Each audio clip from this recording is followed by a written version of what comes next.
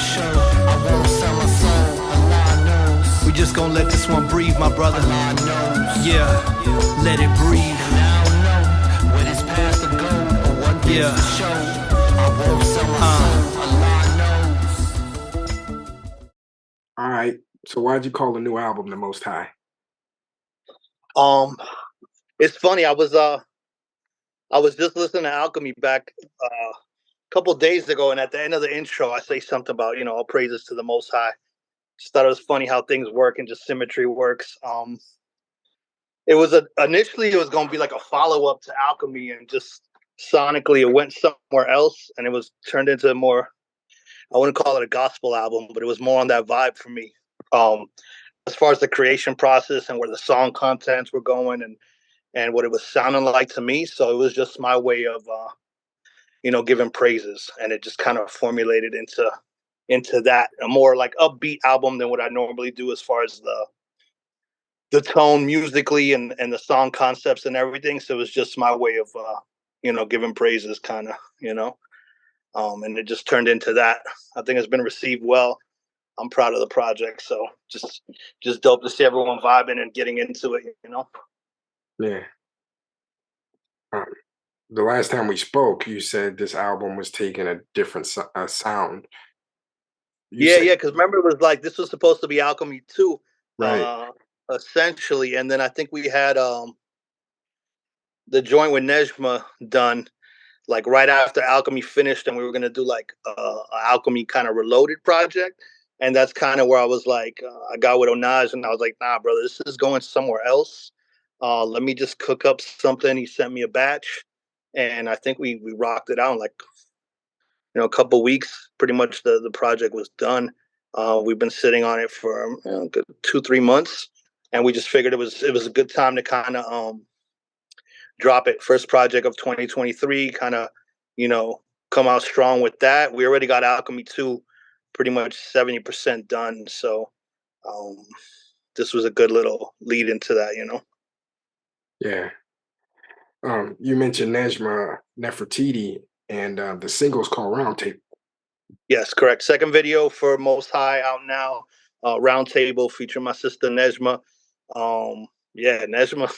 When I first met her, I was like, man, I don't really like female rappers too much, but damn, you be slaughtering a lot of these cats out here. So, and she's connected with a lot of friends of mine. So I was like, oh, it was, anybody I do music with, it's got to be organic in the sense where, the connection's there. So, nah, Nejma's. Salute the Queen Nejma. That's fam right there. You say you don't like female rappers with a Sean Not Price that I show don't. Sean P is infamous. And I'm wearing a Sean P hoodie today. I heard him say that in an interview, and I was like, Yeah. oh, I resonate with that. It really MC Lyte to me was amazing. She was one of my favorite, and not to say that I don't like female rappers, because there's a handful of female MCs out here that are killing it. Nejma's one, Chenoir. There's a bunch of females out there that'll slay heads, but it's just the current state of, I'm glad to see that there's other, the sisters are kind of coming back and actually like MCing, because unfortunately, this overly sexualized thing that, that's not new. It's been around since forever. It's just what's being obviously promoted and represented. And then you got a whole slew of these chicks out here that just don't respect the culture or the art. And it's just about, cash grab. Yeah, and I think that's important to say because there's always been dope female MCs, 100%. Totally. I mean, come on. but it's about what's promoted and Yeah, and the balance, balance. Everything is balance, but like you'll get that argument now that like, oh, hip hop's dead, and I personally, I think the game is doper than it's ever been. There's so much talent out here right now, and so much dope music being put out that I'm like, I'm inspired. Even though I keep my ear to the streets a little bit, but I try to keep it unfiltered when I'm in album mode. But I'm yeah, always checking out what's out. yeah, yeah. I understand that. Um, the album has a lot of Islamic references, and you have a song on there called "Allah Knows." Are you Mm-hmm. Muslim? Man, people ask me that. I'm everything and nothing at the same time. Like, I study my 120. I was around a lot of 5 percenters coming up. I read the Quran on a daily. I would say I don't adhere to one, but I find Islam to be beautiful, and it definitely resonates with me. But I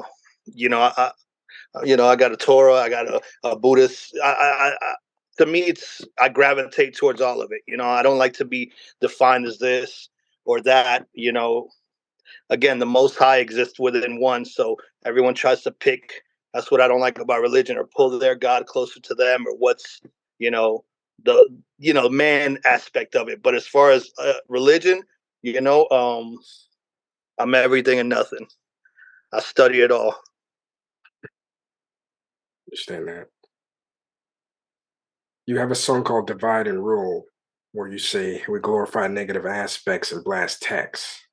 Yeah. But not all of your music is positive. How No, do no. you how do you reconcile speaking I, out against negative aspects, but also making music with negative aspects? I mean, I can only, the braggadocious rap part of it, it's fun to do, but that's not who I am. Like, yeah, I like to rap, and like, it's my stuff's a little harder street. I can only talk about my upbringing and what I know. But I think, like everything, what I loved about Pac is the balance, or the juxtaposition of it. That, yo, man, I'm not all this and I'm not all that, and it's a balance, I think. I like to do different sound of music. I'm always going to be who I am. At the end of the day, I think it's a fine line of spiritual rap and then gutter and street. It's my two worlds. It's what I know. Um, but I don't know. It's a good question. I wouldn't say my music's negative. But No, yeah, no. there's, Yeah. there's definitely some, some street shit, and some, yeah, it just depends where I'm at. But no, that's a good question, because I ask myself that too sometimes, like, cursing or saying certain things. I'm like, but I don't try to judge myself when I'm making art. It's just kind of what I'm feeling at that moment, and I kind of let it come out. Or, I'm not gonna try sounds like sonically that's not me. But if something like, I don't know, just I go where the music goes. Really, Have you that's kind of. ever written anything that you had to take back? Like, okay, that's I took it too far right there. Nah, because no, I don't think so. I mean, I'm sure I've rubbed people wrong or offended a few people, but it's my art, man. It is what it is. I stand behind it. So, you know, nah, I would say nah. I would say nah. Okay. On the song "Give Thanks," you speak on gratitude. How Yeah, and much that kind did of was the your vibe of the album. well, the Most High, right? Yeah, yeah, that was definitely the whole vibe of the project. Excuse me. How much did your upbringing shape the way you view hardships in life? It's a good question. I mean, I was born in South America, in a third world country, and my parents kind of had to escape some crazy situations. So I think greatly. It definitely inspired my upbringing, my view on society, on everything. Struggle, the struggling I did, being an immigrant, coming to this country, seeing my parents struggle. Um, and kind of that revolutionary spirit that my parents had, and kind of instilled in me with my upbringing, through the music, through literature, through the art. Um, greatly, greatly. Like I've said it before, my mom, put me on to the Black Panthers when I was early on, and I think that very much shaped my view on society, and politics and religion, and the world we live in. 100%. Okay. Is there do you ever feel we're not like you said, um, the juxtaposition between, you know, I don't want to say good Pac and bad Pac, but Yeah, he was Brenda's got a baby, he was hit him up, right? yeah, yeah, So yeah. do you ever I think we're all like that.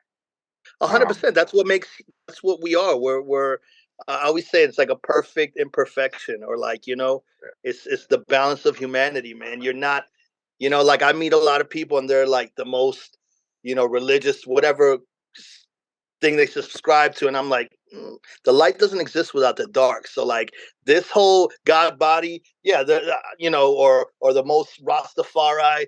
I grew up, Rastafari. My early, like, that was my what I subscribe to. So some of those people, they'd be the most, but then they'd be the dirtiest human beings, treat people like shit. It's like the vegan culture, like, these people that just eat vegan food, but they're pieces of shit to humans. So it's like, to me, it's how you treat people, how you deal in the world. So, I don't judge people by what they are, who they are. I judge a man by where he stands. I judge a person by, who you are by your actions. So I think we all have that, internal struggle that we deal with. Myself, I tell myself all the time, because I take the music very, there's a certain level of responsibility that comes with it, right? Especially being a parent.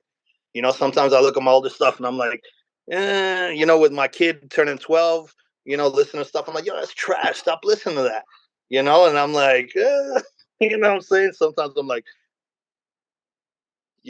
but I can't be anybody else but me. As long as I'm being authentic to me in my heart, that's all I know. have you ever been in a position where you did not feel grateful? And if so, how do you get back to gratitude? Oh man, it's hard. I mean, we can all get caught up in our head. Yeah, of course, man. I'm human. Like, I wouldn't say not grateful. I'm always grateful, or at least I try to be. The cloudy days always are there for everybody. We can fall off, but that's the beautiful thing, of being in tune with the Most High and yourself, and just knowing that no matter what, like I said in the beginning, yeah, no matter what, the sun's always shining. There's always, you know, I have that internal struggle with myself, but I think at this point in my life, man, I'm always grateful, regardless. I'm always see, you know, because I'm always see the positive in it, or I'm gonna try to, even at the darkest, because it's a opportunity to, to thrive out of that, or there's a lesson in that. And if you don't peep the lesson, or it'll repeat stronger or worse. So I think that is definitely a key. But I'd say even in my darkest moments, I've definitely always held my faith or my belief, knowing that, it's for a greater good, or there's a reason behind this. Okay. So who is the Most High album made for? Um, for my son, for the people, for myself, um, and for everybody who loves good, real hip hop music. Um, man, for everybody, for myself, for me, for you, for everybody. Dope. All right. Kingdom Come. Thank you for joining me, man. Pleasure, my brother. I'll get that package out to you. I owe you one from the last time, so I got you. No I doubt, hope man. you have a blessed evening, brother. You Salute. too, man. Anything you need. Much love. Peace. All right, fam. Peace. I feel good, man. I'm in a good spot, yo. You in a good spot. Life's good, no matter what you go through. Listen, sun's always shining. Give thanks. Yeah, this how the rhyme start. Me and Onaje went digging through Hyde Park, looking for samples for these rhyme darts. Lion heart to Zion walk, smoking green, keep my mind.